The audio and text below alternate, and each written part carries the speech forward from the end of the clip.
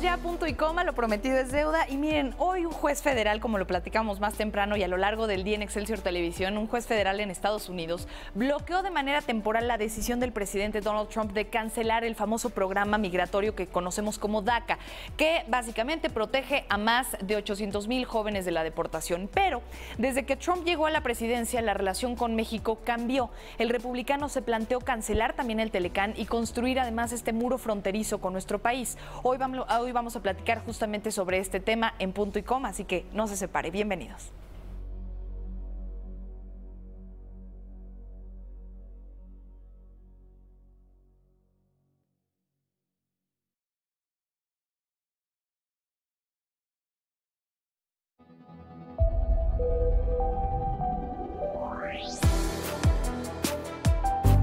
Desde que Donald Trump tomó posesión como nuevo presidente de Estados Unidos, la relación con México cambió.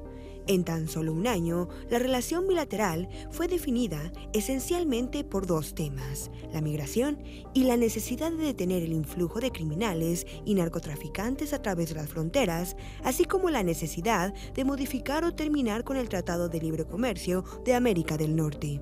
Políticamente, la relación entre México y Estados Unidos está llena de incertidumbres. Tras 5 rondas de negociación del Telecán, parece no haber demasiados avances. Por otro lado, la construcción del muro fronterizo se encuentra detenida ante la negativa del Congreso norteamericano de respaldar sus propuestas, además del fuerte desembolso que representa. México está a unos meses de celebrar comicios electorales y ante un cambio de mandatario, las relaciones podrían tomar un nuevo rumbo totalmente diferente.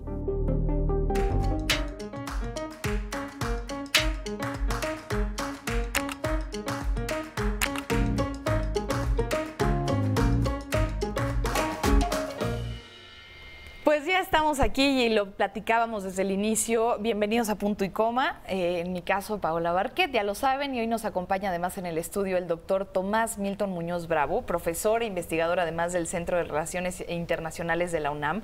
Bienvenido. Gracias. Y bueno, pues obviamente está también aquí con nosotros mi querida Jazz Jalil. Hola. Y Clau Molliner. ¿Cómo están? ¿Listas, chicas? Es un tema que creo que tiene muchas aristas, tenemos muchas dudas y qué bueno que tenemos un experto para platicar del asunto. Son, como lo veíamos, 3,000 kilómetros, pero que nos están causando hoy en día problemas y en realidad deberían de ser oportunidades. Dicen en la nota, y creo que es muy atinado, el tema de las elecciones en nuestro país que pueden cambiar las cosas. ¿Y por qué? Porque con Trump cambiaron las cosas. Es decir, nuevo mandatario de cualquiera de los dos lados nos puede presentar nuevos problemas o nuevas oportunidades. Bienvenido, y ¿por qué no empezamos por platicar cómo los mandatarios pueden afectar o ayudar en esta relación? Gracias por la invitación, un placer estar con ustedes y con su auditorio. Históricamente en la relación México-Estados Unidos siempre ha habido una serie de afinidades entre algunos presidentes de ambos lados de la frontera. Por ejemplo, particularmente en su momento los gobernantes mexicanos emanados del Partido Acción Nacional siempre han tenido mayor afinidad con el Partido Republicano, con aquellos que han sido presidentes del Partido Republicano. Porque son conservadores. Conservadores, efectivamente. En el caso del Partido Revolucionario Institucional, bueno, como sabemos, con ya más de 70 años en el poder, ha habido una serie de variopintos en lo que son sus propias relaciones personales. Quisiera destacar, por ejemplo, sobre todo con el caso, sobre todo de la década de los 80, con el entonces presidente Carlos Salinas de Gortari, que tuvo una gran afinidad con el entonces presidente George Bush padre. Y eso permitió, a final de cuentas, generar una negociación que permitió a México integrarse a lo que era ya un proyecto que tenían Estados Unidos y Canadá, que era un tratado de libre comercio. Recordemos que México es quien de alguna manera toca la puerta y a través de cabildeo es que puede generar su propia agenda y entonces forma parte del Tratado de Libre Comercio de América del Norte. A partir de los 80, insisto, hay cada vez mayor cercanía. Los elementos que generan rispidez en la relación México-Estados Unidos, incluso a nivel presidencial, tiene que ver básicamente con seguridad, con drogas, y en algún momento incluso, como recordaremos, hubo oportunidad para que en la agenda de los dos países la migración también fuera retomada, particularmente con Vicente Fox, panista, y en su momento con George Bush, hijo. Así es que en ese sentido, reitero, ha habido ciertos vaivenes y sí hay ciertas afinidades y obviamente dependiendo quién quede en el poder en nuestro país, va a determinar también el tono con que se puede manejar la relación con Estados Unidos. Ahora, hoy por hoy ha habido una camada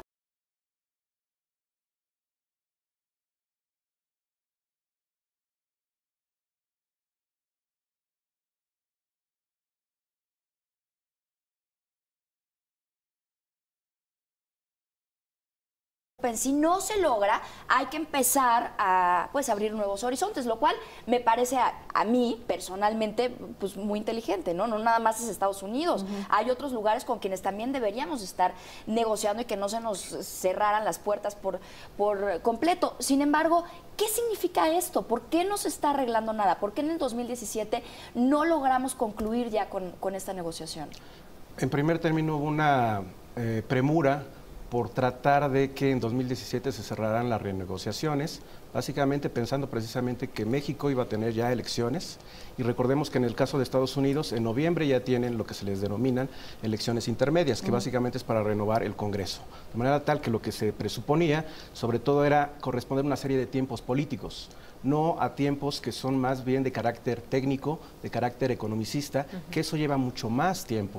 De manera tal que, insisto, fue básicamente por procurar no contaminar este tema con lo que es la parte político-electoral, porque a final de cuentas estas negociaciones también cargan otros elementos también de política que no necesariamente son electorales. Claro. ¿Quieres decir, Tomás, que se está tomando como rehén el presupuesto estadounidense a cambio del famoso muro y de todas aquellas propuestas que hizo Trump en campaña, porque además quiere reelegirse en las próximas elecciones, para decir, a ver, porque los demócratas están diciendo, uno de los problemas principales en cuanto al muro es DACA.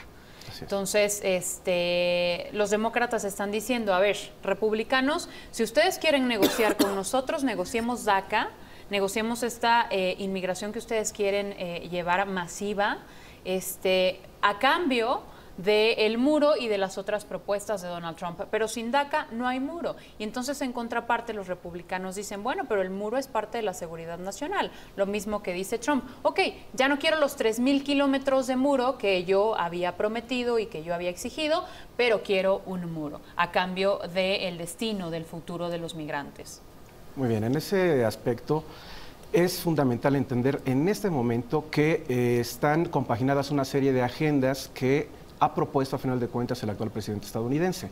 Entre ellas tiene que ver sí con la migración, sí tiene que ver con el presupuesto, pero recordemos que particularmente en materia de migración sí está aliado con buena parte de los republicanos. Sí, claro. Y en materia de seguridad es muy probable, recordemos que apenas hace un par de días hubo una reunión precisamente entre el actual presidente con miembros de las dos cámaras y de los dos partidos para empezar a echar a andar lo que sería una negociación de lo que sería una reforma migratoria. ¿Por qué digo que es muy importante? Porque curiosamente es muy factible que sí se puedan compaginar las agendas y que sea posible que en 2018 haya una reforma. Es posible. ¿Por qué? Porque hay, insisto, una serie de puntos en los que sí coinciden, tanto demócratas como republicanos. La migración para ellos desde hace muchas décadas se ha convertido en un tema de seguridad. Y ambos, ninguno de los dos partidos, se opone a la ampliación de un muro. Se oponen, particularmente los demócratas, a gastar más. Pero no al muro. Pero no al muro, o al menos a la vigilancia. Aumentar, por ejemplo, el uso. Los demócratas eran en ese sentido más pragmáticos. Iban, por ejemplo, por drones, por otro tipo de medidas de seguridad que no necesariamente tendría que ser la llamada valla o cerca. Porque además el muro per se representa muchas cosas. Si pones drones, para nadie representa realmente algo simbólico, pero el muro se ve peligroso. Vámonos rapidísimo un corte para seguir con ese tema que suena bien. Y justo por eso les estamos pidiendo a ustedes que en Twitter nos ayuden opinando. ¿Creen que los demócratas vayan a permitir el chantaje de Trump? ¿Dreamers por muro? ¿Sí o no? Volvemos. Uy, 50-50.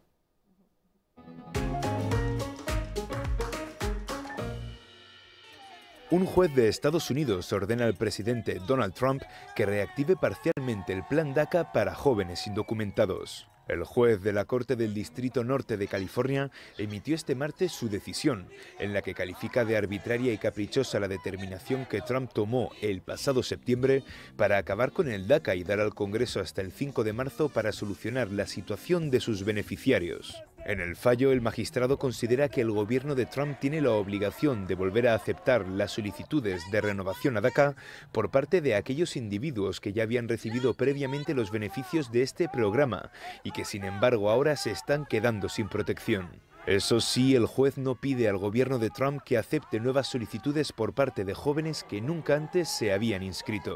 El magistrado hace esta distinción porque considera que los demandantes, entre los que se encuentra la Universidad de California, han conseguido demostrar que los beneficiarios del DACA, sus familias, escuelas y comunidades sufrirían un daño irreparable si la extinción del programa sigue adelante.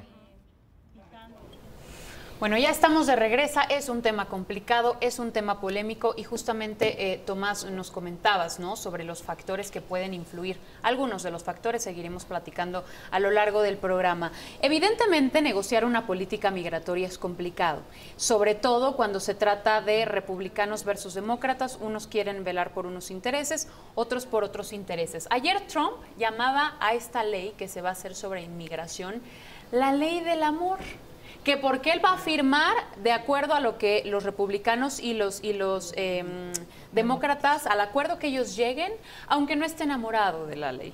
Un poco cursi su comentario y además fuera de lugar por la situación que se está viviendo, porque son alrededor de 1 millón de jóvenes los que están perdiendo la esperanza de continuar una vida y un futuro en los Estados Unidos.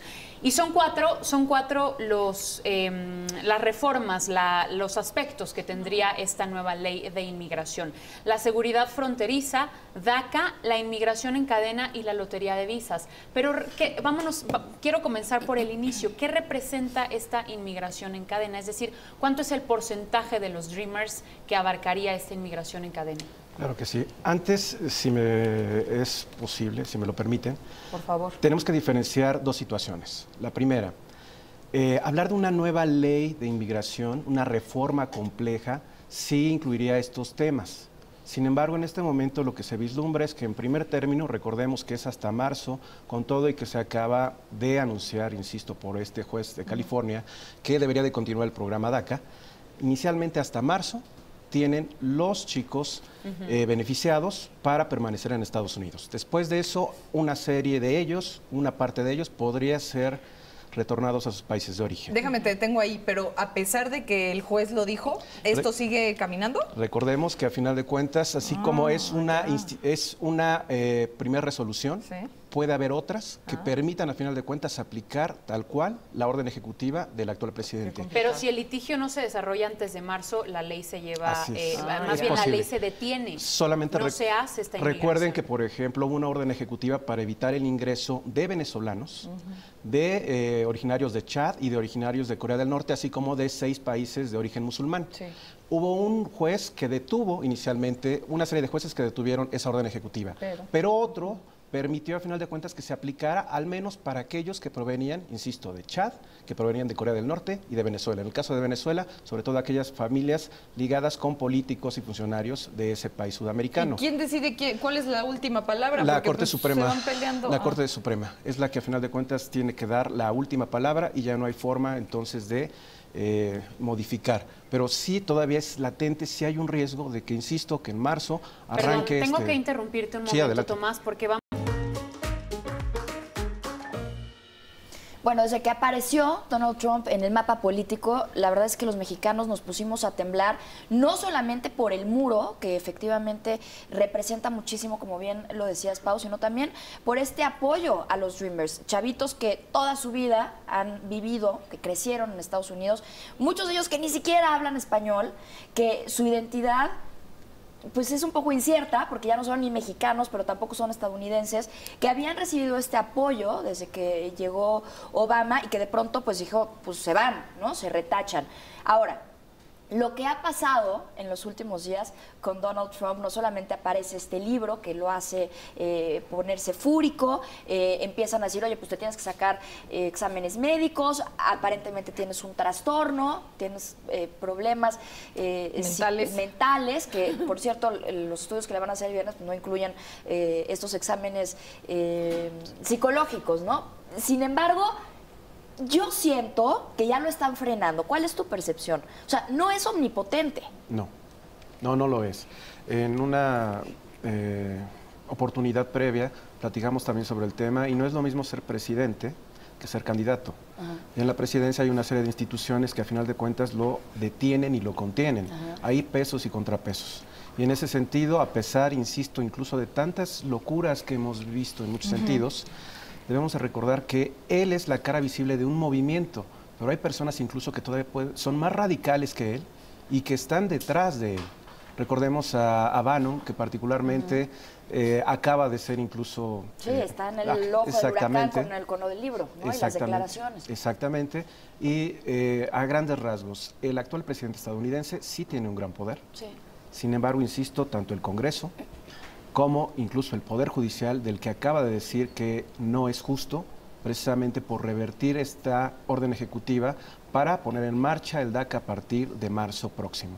De manera tal que, insisto, sí hay pesos y contrapesos, y con todo y que el actual presidente desee plantear una agenda propia y sacar a tanto inmigrante que pueda, tanto indocumentado como ahora también una serie de documentados, no lo puede hacer por simple deseo. Y tal vez sea también mucho una actitud, ¿no? Porque también sabemos que cuando más mexicanos se deportaron fue cuando estaba Obama, que todo el mundo lo ama y todo el mundo lo apoya y lo venera, sin embargo, pues se retacharon a un chorro. Entonces, es mucho la actitud que ha manejado Donald Trump, este racismo. Después hay cosas como muy irónicas, como que su hijo empieza a festejar su cumpleaños con sombrero de charro y en un restaurante mexicano y un pastel de chocolate con la forma de México, que dice, a ver, ¿qué es lo que está pasando realmente atrás de todo este odio y de todos estos planes que tiene contra los mexicanos? ¿Y qué pasa con este tema de no terminar con el DACA? O sea, ¿qué hay detrás de todo esto? ¿Qué va a pasar? ¿Nos preocupamos? ¿No nos preocupamos? Hay que ocuparnos siempre, tanto como sociedad, como obviamente, sobre todo, el gobierno mexicano. Organizaciones no gubernamentales, organizaciones de migrantes ya se están movilizando en Estados Unidos para precisamente evitar una serie de medidas que se están aplicando. Pero vamos a verlo amplio. ¿Qué está detrás de todo esto? Básicamente es un movimiento que sí es de ultraderecha, que jamás terminó por irse de Estados Unidos, que de hecho se encuentra raíces en sus padres fundadores y que lo que quieren básicamente es una nación blanca, una nación protestante o anglicana, y ese es el modelo, es regresar incluso a lo que es la nación, insisto, blanca, la nación que puede producir por sí misma, que no necesita tratados de libre comercio con el mundo, que no necesita la globalización y que por eso su eslogan de campaña, y que todavía mantiene, es hagamos American que eso a mí, más que conservador, se me hace retrógrada. O sea, regresarte a un país que nada más tiene una raza y que no puede comerciar con el mundo y que no puede tener ningún diálogo o intercambio. O sea, si tu raza es una mezcla, existe, o sea, ¿no? Exacto, ni siquiera le existe. A mí me preocupa lo que decías de la actitud, o sea, la personalidad, la actitud, que enaltece e incluso normaliza la violencia en actitud, o sea, en rechazo a los diferentes, y siento que en Estados Unidos es un ejercicio bien importante porque justo Obama estaba ayudando a que esas diferencias que son muy obvias se empezaran a emparejar poquito a poquito, y en eso regresa Trump y ahora todos al otro lado, y creo que sí, incluso en las redes sociales se siente la gente que piensa como Trump con esa libertad de ahora ya lo puedo decir porque tengo a alguien que me respalda. Como que tronarlo con lo políticamente correcto, ¿no? Ahora, no puedes decir negro, sino afroamericano. Exacto. No puedes decir, es que el mexicano, o sea, como que había que ser políticamente correcto y empezaba a ayudar, creo que incluso en la actitud, y ahora se está yendo al otro lado. Esto, reflejado en la política, creo que es algo preocupante porque estamos viendo que nuestras políticas hasta de comercio, por ejemplo, hablando de lo del Telecano, o migración o seguridad, se empiezan a basar en cómo se llevan los presidentes o en la actitud y personalidad de un individuo, en vez de algo mucho más sustentable como los números, por ejemplo, del comercio entre países. Entonces, a mí me gustaría que nos ayudaras a hacer un ejercicio con los personajes que están ahorita de candidatos a la presidencia en México, por lo menos los 3, 4 primeros que se nos ocurren, ¿qué podría pasar, al menos como un análisis previo, viendo de cara a las elecciones, ¿no? Por ejemplo, Andrés Manuel López Obrador, vamos a empezar por ahí, con Trump. ¿Qué podría pasar? No tenemos obviamente una bolita de cristal, siempre hay una serie de modificaciones al momento de ejercer el poder, lo mismo pasa en México, es muy diferente a ser candidato. Pero en el caso de Andrés Manuel López Obrador, de acuerdo con lo que ha señalado, lo que se podría vislumbrar es una serie de conflictos directos con el propio presidente estadounidense. ¿Por qué? Andrés Manuel López Obrador, incluso durante su ejercicio del poder en la Ciudad de México, prácticamente no salía del país. No se le dan las relaciones internacionales, mucho menos la política exterior. Claro. No está acostumbrado. Y si mantiene el mismo discurso como candidato que como presidente, va a ser un choque de trenes con el presidente estadounidense, así de sencillo.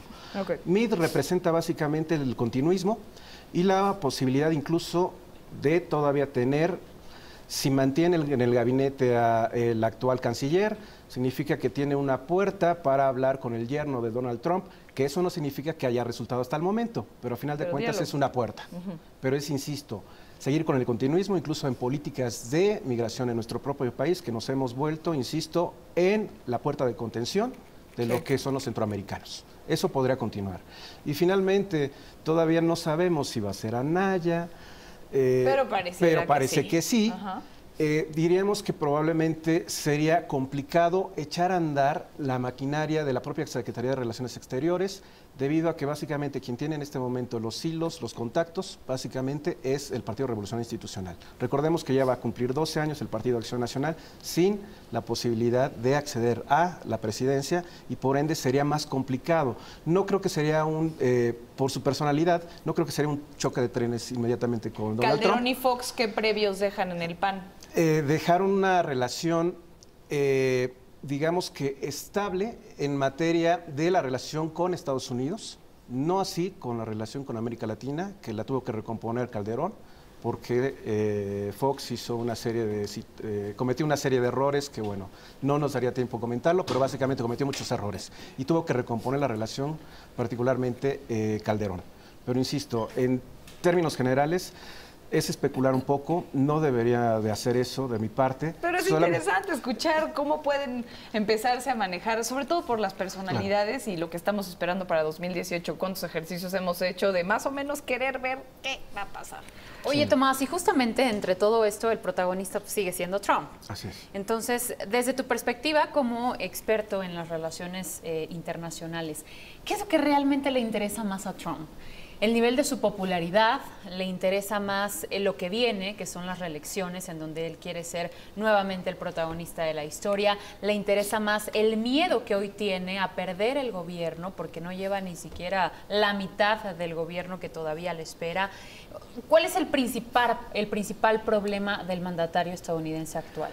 Has hecho una gran síntesis. Desde una teoría de las relaciones internacionales que se llama neorrealismo, se tienen que evaluar precisamente en materia de política exterior 3 elementos. Primero, al individuo, después al Estado y después al sistema. Claro. Y en ese mismo orden, Donald Trump está pendiente siempre de sus éxitos, aunque no los tenga.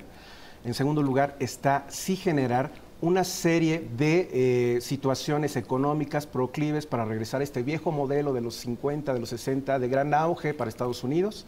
Y sistémicamente, ahí sí tendríamos que hablar que básicamente Donald Trump lo que quiere hacer es, como su prioridad es Estados Unidos y él mismo, no importa que te pelees con los demás.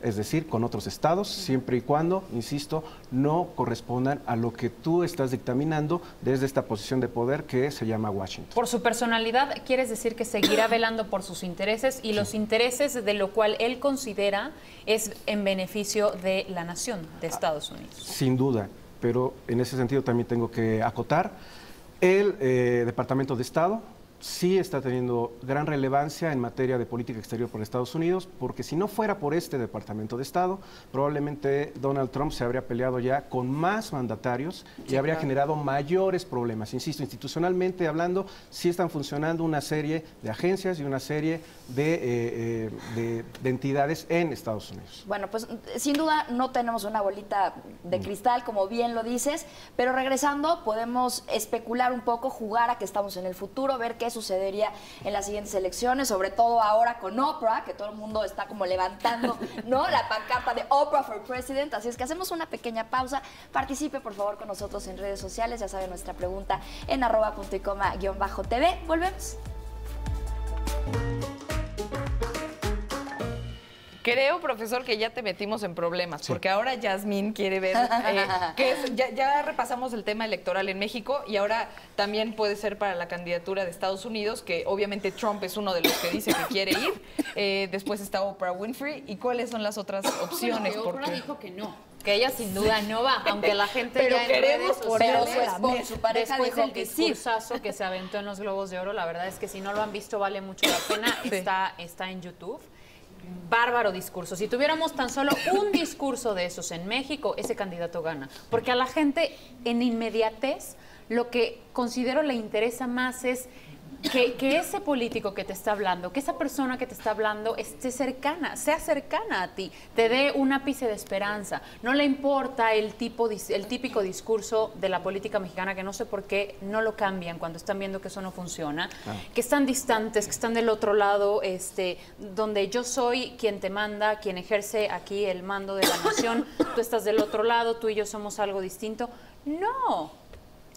El problema con Oprah es, más allá del grandilocuente discurso que dio en esta ceremonia, que representa al establishment liberal en Estados Unidos, que precisamente fue repudiado y no obtuvo la victoria en las pasadas elecciones, porque parte de ese establishment liberal también formaba parte la entonces candidata Hillary Clinton. Sí. Pero hay que acordarnos que eso, de hecho, más de la mitad de la población estadounidense sí votó por Clinton. O sea, fue más bien el sistema democrático en los Estados Unidos el que llevó a este señor Son las reglas, al gobierno. Con eso jugaron y al final de cuentas, y a pesar de saber eso, el equipo de Hillary Clinton cometió una serie de errores, menospreciaron a Donald Trump, cosa que se hizo desde que lanzó su candidatura, y ahí están las consecuencias. Porque recordemos, si hay una parte muy importante de Estados Unidos que está enojada con el neoliberalismo, que no le han tocado una serie de bonanzas manejadas por anteriores administraciones, y ese es su público meta, el público meta del actual presidente, y que sigue generando, a final de cuentas, divisiones. Y si pones en las siguientes elecciones, si llega Donald Trump, si termina su actual periodo, por un lado, y por el otro pones a Oprah, ¿de verdad qué le estás ofreciendo? ¿Qué dice de Estados Unidos? Que no hay política, ¿no? Para un empezar, empresario y una conductora los experta dos en son, medios. perdón, los dos son gente de la farándula, showman y showwoman, a final de cuentas. Ahora, hay una cosa muy cierta. Yo nunca escuché que Oprah dijera que no, pero sí, cuando Ellen DeGeneres en su show dijo que la pareja de Oprah ya había dicho que ella estaba dispuesta a hacerlo y que dependía de la gente. Seguramente habrás escuchado después algún... No, de hecho fue vía sus redes sociales, y justamente ayer el Reforma lo publicó en su portada del día de ayer, martes, que justamente Oprah contestó a todos estos cuestionamientos que le estaban haciendo vía redes sociales, vía Twitter preferentemente, y ella dijo, no se equivoquen. Mi discurso fue diferente, mi discurso fue levantar la voz por todos los que somos así, pero no quiere decir que yo quiero una candidatura presidencial para las próximas elecciones. Bueno, entonces sale Ellen y dice, la pareja de Oprah ya salió, me imagino que con permiso, estoy citando a Ellen, a decir que ella está dispuesta, pero que depende de la gente, que si la gente lo quiere, que van. Y los invitados de Ellen, que eran Meryl Streep y Tom Hanks, dicen, ¿dónde firmo? ¿Dónde hago mi cheque? Ya, yo la apoyo. Claro. No solamente es un tema de que va a incursionar a la política, ya estaba en la política cuando apoyó a Obama, ¿no? Durante ha sido muy activa. Exactamente, y no solamente a Obama, también a Clinton. Entonces, me llama la atención cómo empieza esta gente de la farándula, como bien dices, a incursionar en la política y hacer quizás un show de lo que está sucediendo, no solamente en Estados Unidos, porque lo hemos visto en muchas partes del mundo. Así es un show, particularmente porque una serie de políticos tradicionales no han respondido a una serie de retos, la población se encuentra enojada, y entonces, ¿qué surgen? Una serie de personajes que tienen que ver con la farándula o con las empresas. Recordemos que como precandidatos estaría Mark Zuckerberg, La Roca, que es un ex luchador y actual, perdón, iba a decir artista, no, actor. Actor, que es muy diferente. Claro. Sin duda. Ya también están precandidateándose. Pero insisto, eso habla de una pobredumbre de lo que han sido los políticos tradicionales que no han llegado, a final de cuentas, a satisfacer las necesidades de su población. Necesitan tener el feeling que tienen estos showmen, estas showwomen. Totalmente. Nada más. Pues creo que ese mensaje es con el que nos quedamos, un poco desafortunado para los políticos, pero muy real para todos los demás. Ay, pues pero muchísimas gracias. presidente. Muchísimas gracias, doctor Tomás Milton Muñoz Bravo, profesor investigador del Centro de Relaciones Internacionales de la UNAM. Con esto nos despedimos. No se despegue de Excelsior Televisión, que hay mucho más para ustedes, y nos vemos el día de mañana. Hasta luego. Gracias.